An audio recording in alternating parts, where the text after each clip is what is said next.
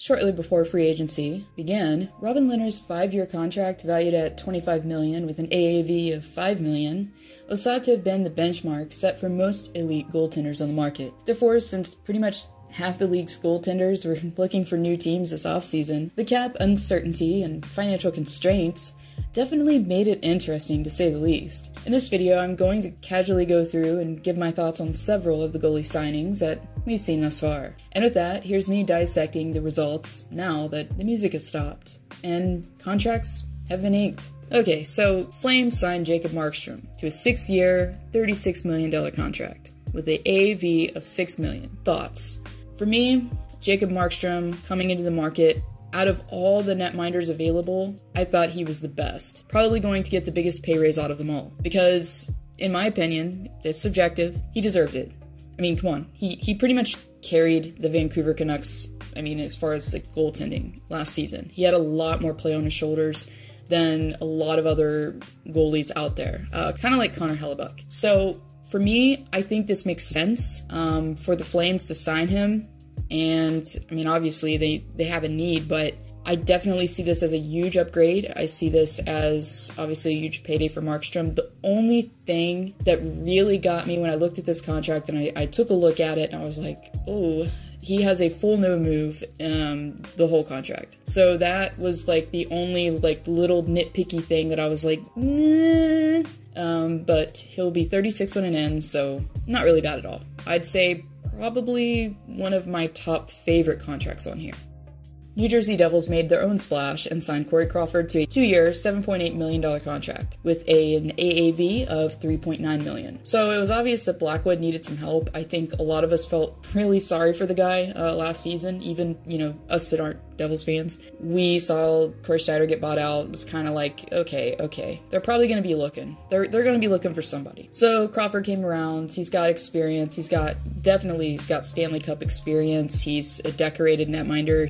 In my opinion, looking at this contract, I thought it was a little bit high, but if you look at like a lot of the signings right now, it seems like teams, obviously Markstrom's kind of the odd one out, but teams almost are kind of like paying, it seems like, a little extra just for that Stanley Cup experience. Crawford does have 3 Stanley Cups, mind you, so I see this as like a win-win, a mutual win-win. It's not a long contract, so it's not going to be that bad in all actuality.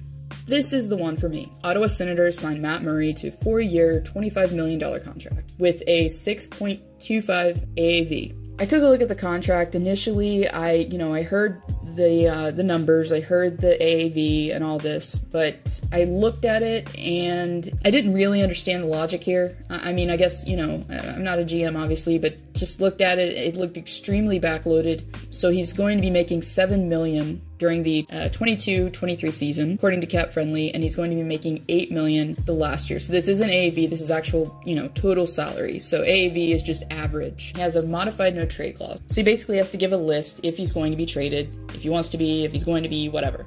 Okay, for me, Matt Murray going in, and if you were to tell me that he was going to be the highest paid goaltender out of all the free agency, well, thus far, out of these goaltenders, I would have, told you were crazy. I thought going in, he was probably going to get $4 million, 4.5, maybe 5 at the most, which is like a Lehner contract.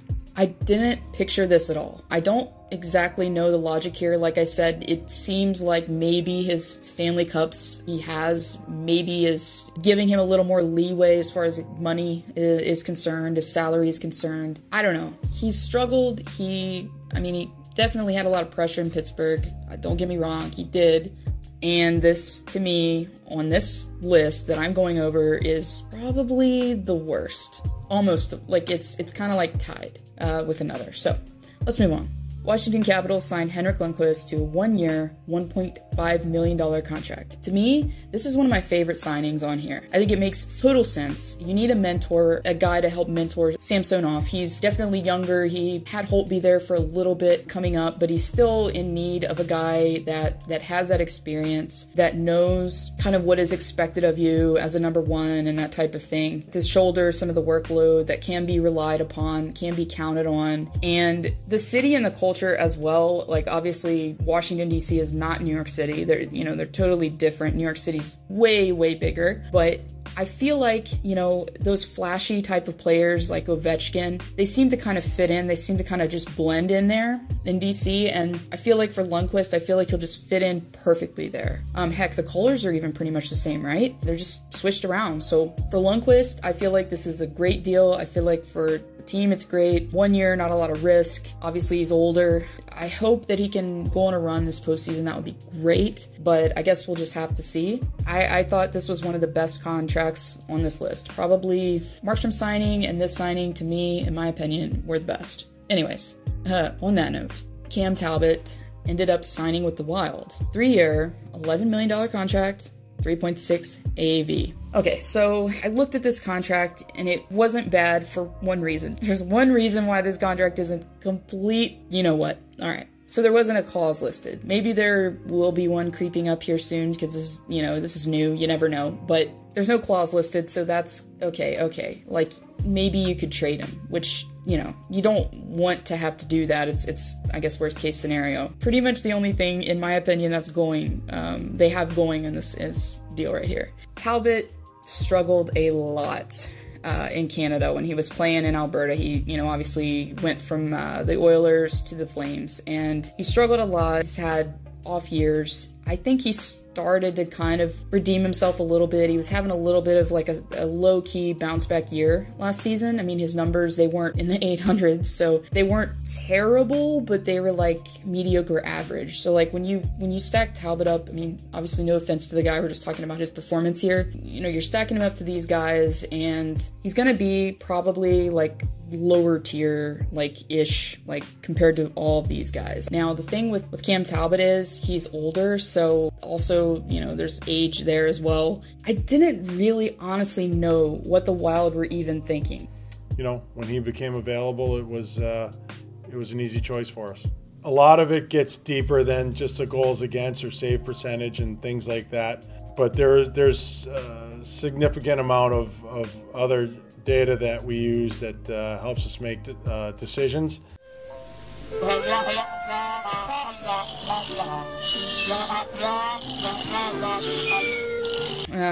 I just don't see it. I thought they were going to go after more of a elite tier goaltender, like someone who you look at him and you're like, oh yeah, this guy can definitely carry our team. We believe in this guy. He can be our number one. He can mentor this younger guy coming up, the stud that we have coming up. I don't see that with Cam Talbot. I see, yeah, experience, mentorship, sure, but I don't see him being on the highlight reel, making crazy saves, getting shutout after shutout. I hope that Cam Talbot has a great year, but I just don't know what was going on here. Anyway.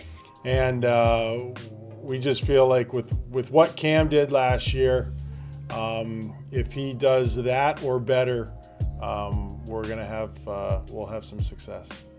No comprendo. Enough of that rant. On to the final signing that I'm going to talk about. So the Vancouver Canucks signed Braden Holtby to a 2-year, $8.6 million contract with an AAV of 4.3, which was, for Vancouver, I thought this was great. A lot of people may be shaking their heads and kind of like, I don't know what the heck's going on. Holtby's been struggling. He got pushed out of the net in Washington, blah, blah, blah. But here's the thing. I think that Washington, as a team, was struggling more last season. Now, I'm not saying that Holtby's going to come in here and he's going to be way better than Markstrom was. Because I don't completely see that. But I do see Holtby earning his keep. This is a short contract. He's definitely got experience.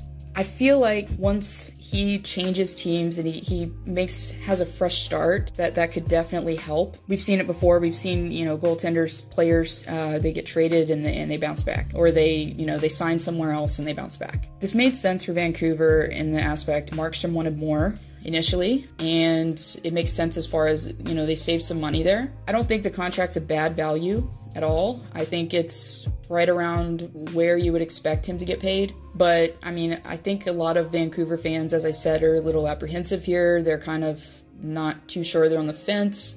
Like I said, contract's not too long, so it's not terrible. It's like one of those signings that I don't think is great, but it's not terrible, if that makes any sense at all.